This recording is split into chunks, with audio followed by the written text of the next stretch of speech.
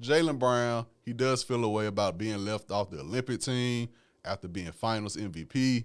Jason Tatum, he sees the numerous jokes online about him, how he's trying so hard to get the Kobe Bryant moment. So I don't think it's going to be hard for them to adjust to being the hunter versus the hunted.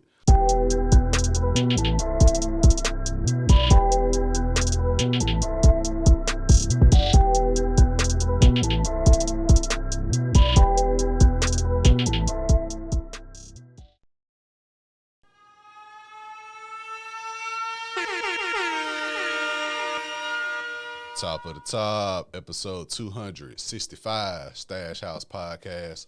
Your boy Tyler checking in. First time listeners, thank y'all for tuning in. If you tune in weekly, salute. And this is just an episode, so off the topics you may want to hear about. Thank you for tuning in as well. Podcast available on all streaming platforms, Apple Podcasts, Spotify, YouTube. Subscribe to your preferred platform. Subscribe to the YouTube page. If you're watching this on YouTube, be sure to hit the like button. Tell a friend to tell a friend. Check out this show. All love is greatly, greatly appreciated. Got a lot of things to talk about in the NBA world. The NBA tip-off is this week. Before I get to that, though, I want to recap the Usher concert I went to over the weekend. I want to say Usher had 3, maybe 4 sold-out shows in Atlanta over the weekend. I went to the one Friday night, and it was great. It was great. If you're a fan of Usher, if you're a fan of a great show overall, I definitely recommend y'all get y'all tickets. He's still on the road. Got a crazy tour. He's been on the road all year since the Super Bowl, I feel like. But definitely a show I wanted to check out. I did not make the residency in Vegas. Heard nothing but great things, so I couldn't miss this show. All in all, great show, man. Great show by Usher. The choreography, the background dancers especially, the lights, the graphics, everything. Professional is the Usher Raymond. You got to say it like that, the Usher Raymond. Did start an hour 30 late, though. Now, I get it. You say doors open at 7. Show starts at 8. We're going to run a little bit late. It's in Atlanta, his hometown. I get it. But when the show finally started and I looked at my phone, it was like 9:30. I was like, dang, we've been here for an hour 30? Now, granted, the DJ was playing music. He just wasn't playing music. He was, getting on the mic. Fans was up the whole time. It wasn't like everybody just sitting down waiting. Like, it was a party while we were waiting. So, overall, like I said, the show was great. He did the hits from his first entry into the game up until now. I forgot it was called the Past, Present, and Future Tour because I was like, okay, I get it. He got a lot of hits throughout the years, but I didn't know it was like the theme of the show until I saw the AI on the screen. That was probably one of the dopest graphics I've seen at a show. It was the AI versions, his younger selves, like him as a kid, I want to say 8701 era, Confessions era, and him now. And the thing was, his non-existent relationship with his pops affecting him as a man. Like, what if he would have ended his career after 8701? We never would have got, like, Confessions and all that good stuff. And then they talk about his change going into the dance music era, the house music era. It was dope all around. Like, that's a great way in terms of legacy acts, people who've been in the game over 20, 25 years to have a tour. Like, you got so much music, so many different eras, you got to tap into all of them. Overall, I just enjoy seeing legacy acts like that. Like 50 Cent did his tour last year, one of the most successful tours of last year. He announced his Vegas residency as well. Mary J. Blige announced the tour. But outside from Usher and him feeding women cherries and the VIP, it was a great show. Check it out. Aside from Usher, I'll say Tyrese. I wouldn't say Tyrese stole the show or nothing like that, but his moment on stage was like the moment we all just sat back and like looked at Tyrese like, bro, you deserve your flowers. You deserve happiness, I'll say, because he came out early in the show when Usher was doing My Way because Tyrese was in the video. So that was great. 2 guys who came up in the game together. So Tyrese was on stage early, cool. Then later on, he brought out Jermaine Dupri and Da Brat. And they was doing their songs together, and then Da Brat did her record that Tyrese is on. Me not thinking at the time, because they did like a big reveal, like somebody was coming from the back, and I was thinking it was Bow Wow. honestly. I was like, okay, Bow Wow probably. Because they were going through songs so quick. So, okay, the Brat did the part to her song. Maybe Bow Wow about to come do something from a song he got. And it was Tyrese again. So, okay, cool, Tyrese out. Of course, he's probably going to stay and do a song. So they did that. He did Sweet Lady. And a part of Sweet Lady, like I was watching him sing, and, you know, situations like this at a concert, of course, they got time issues. So I was thinking, you know, maybe they talked about it backstage, but when you're in the moment, you can't hide it.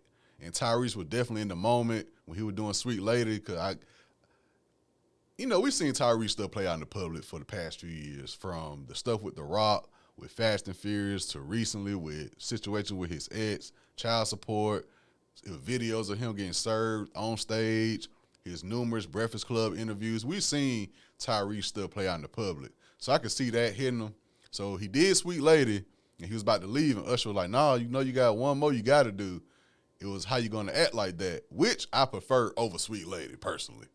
That's just me, my personal preference. Like, that was another thing when the DJ was playing the songs. You got any R&B fans, and I hate when they do that and they play the most obvious, like SWV Weak. Like, yes, we love Weak, but they got You're Always on My Mind, which I love over Weak. So I always hate when they go to like the first one, the Sweet Ladies, the Weak, the Poison. Like, I'd be like, come on, man. You can go deeper into a New Edition bag than just Poison every single time. But that's just me, how I act, my personal preference. So he did How You Gonna Act Like That, and that's when it really showed. Act Like That, he was singing now. Tyrese can sing. You can't take that away from him. But it felt a little bit like Paul from The Temptations singing while Bruh playing the piano, while Blue was playing the piano. That's how it was kind of felt. I was like, okay, he was singing, but we all looking like, Tyrese all right. And you look at Usher's face, like Usher was giving his boy his light. Like, Usher was like, yo, this is my tour, this is my show, but for this moment, I'm going to step back and let my boy have his moment because he deserve it. And I don't know if they do this a lot on the tour or what, but Atlanta definitely showed Tyrese the love. And, Tyrese, man, keep your head up. Like I said, we seen his stuff play out in the public, and that was a good chance for Usher. I really admire Usher for doing that, like giving Tyrese that time to just get his shit off real quick. So I really enjoyed it. It was clips going around, but I don't think I saw any clips that broke it down. Like, you had to be there to really understand it. It wasn't like Tyrese just came out and started doing his songs. It was like Usher, like, stepped back and, like, let Bruh have his moment. And Atlanta definitely showed love with that. So shout out to Usher, shout out to Tyrese. He also brought out Big Boy and Sleepy Brown. That was dope to see them get that admiration in Atlanta.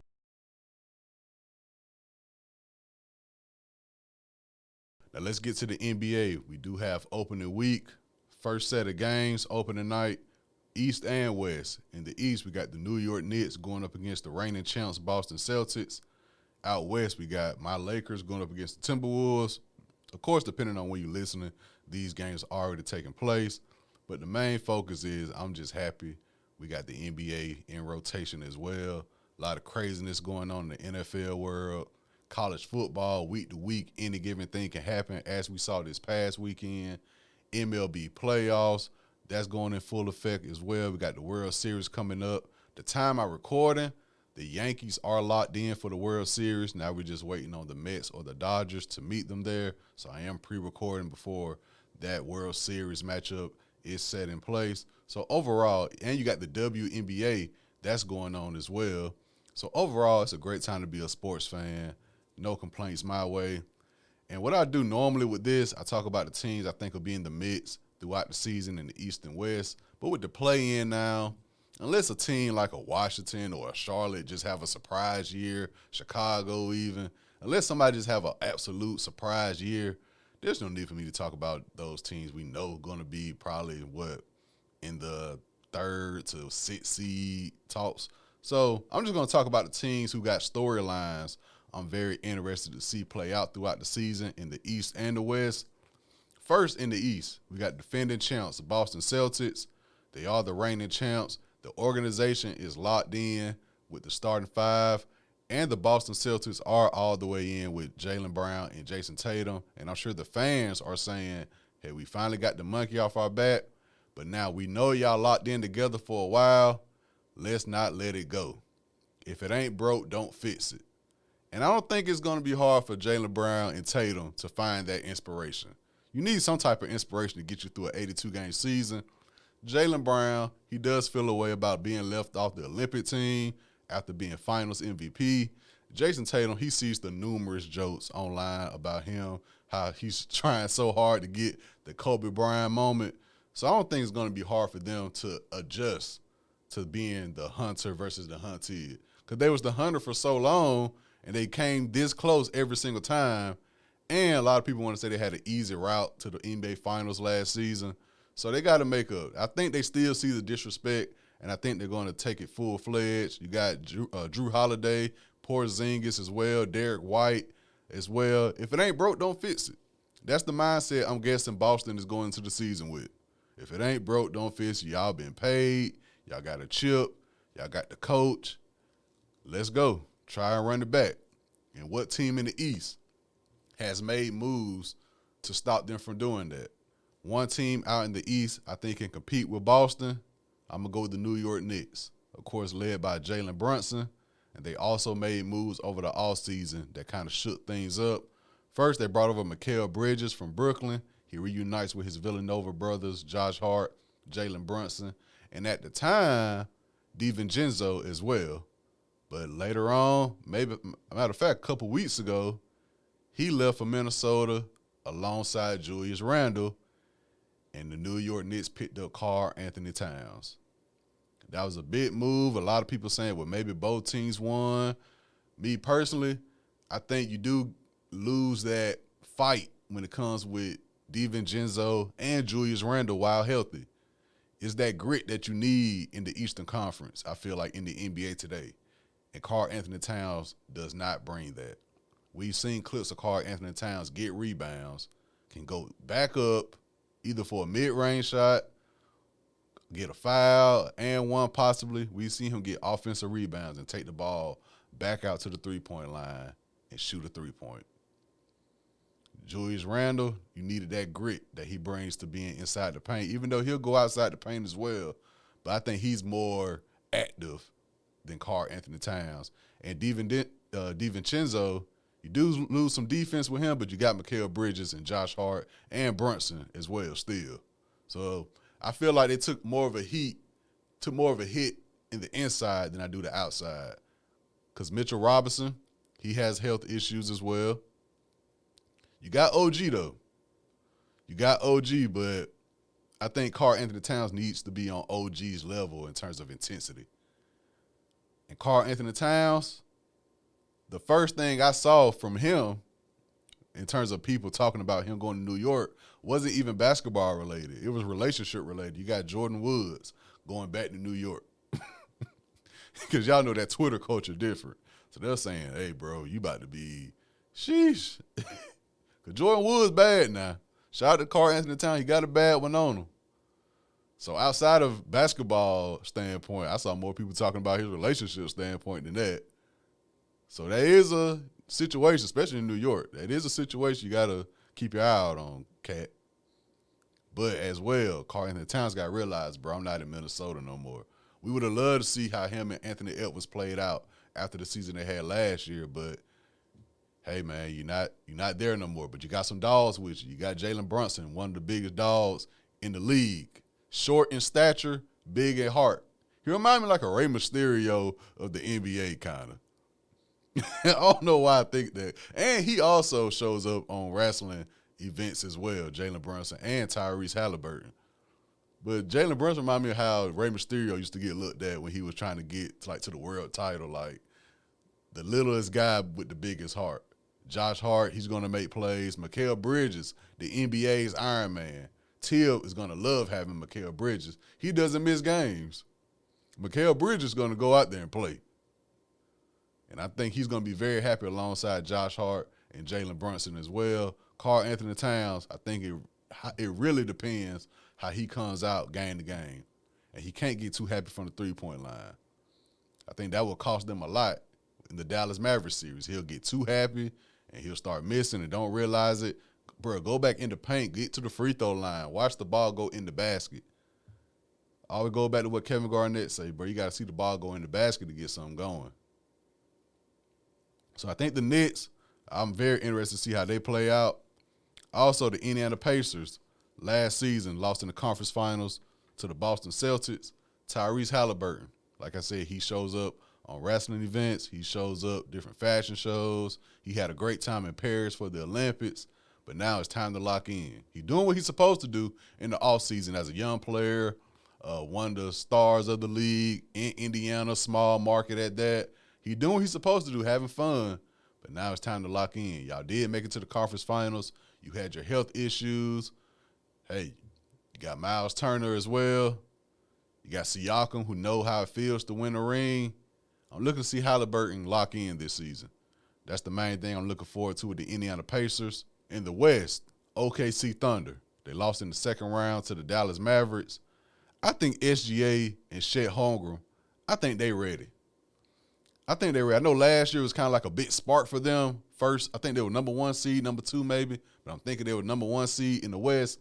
I don't think they're going to have a big drop-off. I do not think they're going to have a big drop-off. They acquired Alex Caruso as well from Chicago, and he's just a player. He was with the Lakers. He just does his job. When he was with the Lakers, when he was with the Bulls, he just does his job.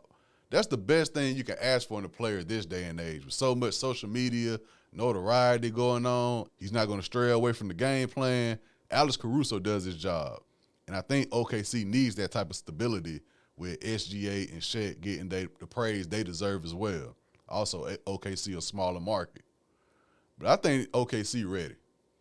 I think they're going to not have a big fall off at all from last season's high. I don't think the Dallas Mavericks either. Dallas Mavericks, of course, they lost in the NBA Finals to the Boston Celtics. They acquired Klay Thompson.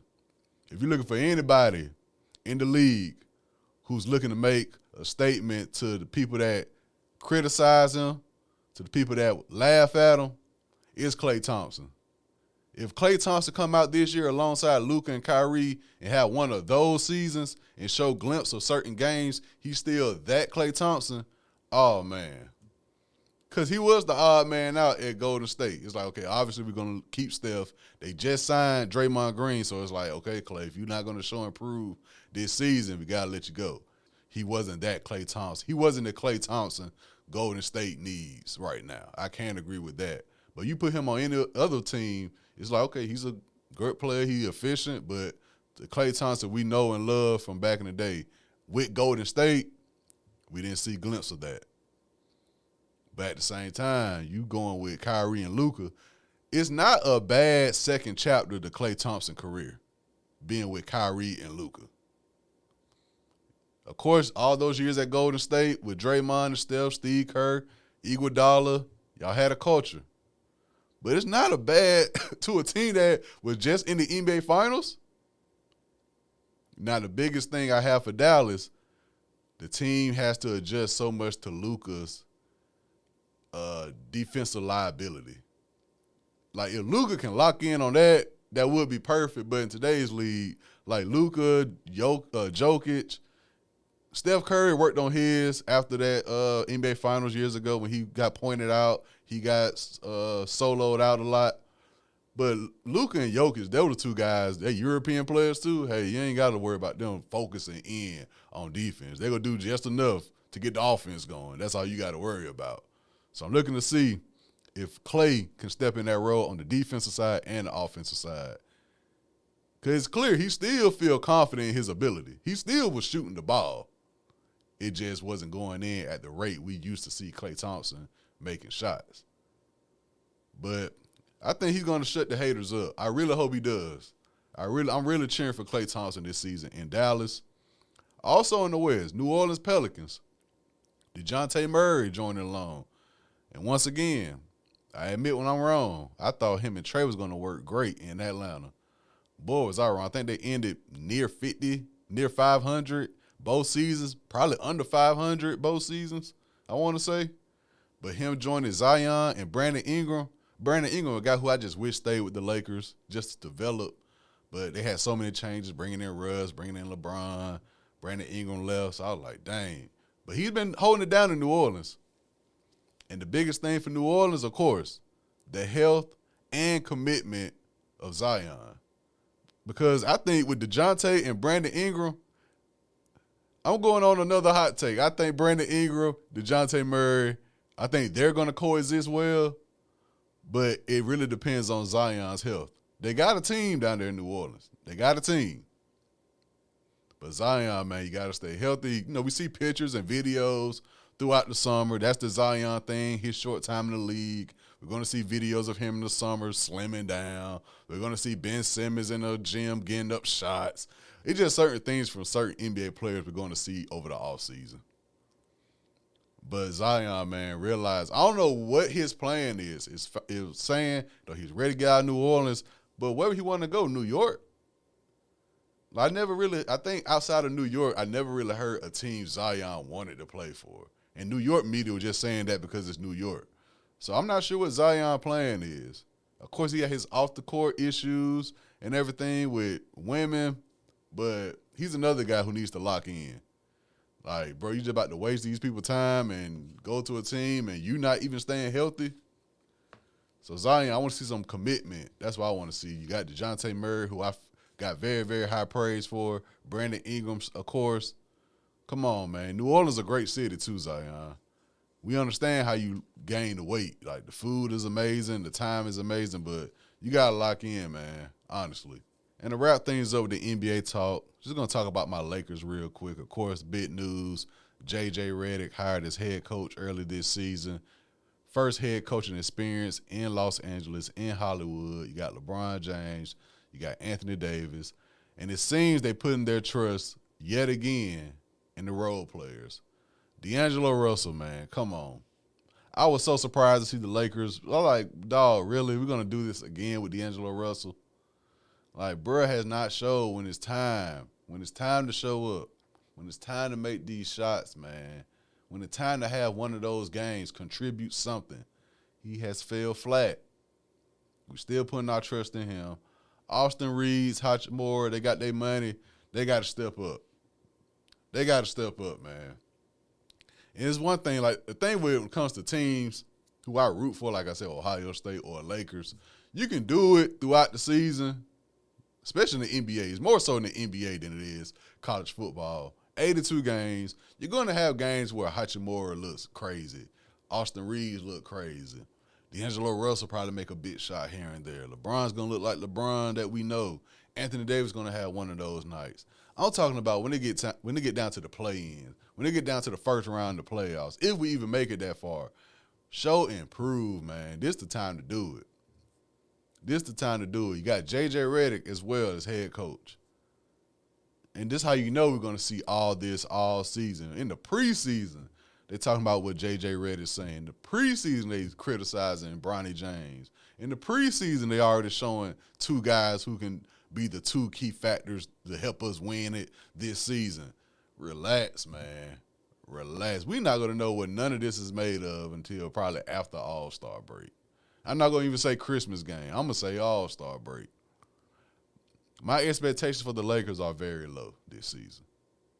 Well, I love to have a magnificent year. J.J. Redick come out, have a spectacular first season as head coach. Of course, but I like to be realistic. My expectations are very low. So that's it for this week episode. This has been episode 265, Stash House Podcast. Make sure you guys go out, have a great work week, a great school week. Stay safe, be mindful of your surroundings. Bundle up.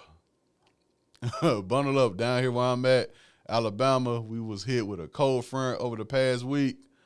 Man, I never seen so many people post about turning their heat on in their house forever. Like, it's cool. It's cool. It ain't crazy cold outside, but it's one of those, one day it was kind of warm, next day, bam, it smack you right in the face. It's like, damn, where this came from? So we'll see how the weather goes. Y'all know how it go up and down, up and down. It's bipolar, so we know how that go. But all in all, y'all stay safe, man. That's the main thing. Be safe. Be aware of everything. If you're going on trips, don't wander off from the group. If you're going solo, please be careful. All that great stuff, man. Keep me in your prayers. I'll do the same for y'all. Salute.